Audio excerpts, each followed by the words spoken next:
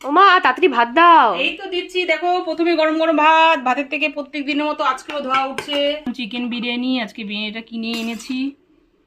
অন্যদিন হলে মাঝে মাঝে আমরা বাড়িতেও বানাই, আজকে কিনে এনেছি।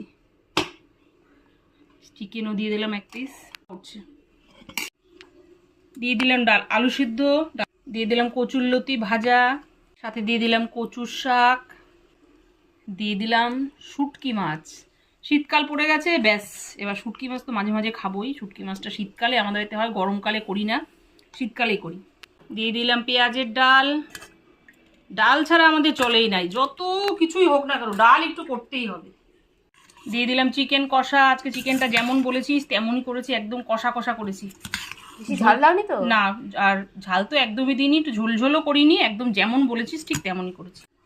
দিয়ে দিলাম পেঁয়াজের ডাল, সব শেষে দিয়ে দিলাম চিকেন কষা।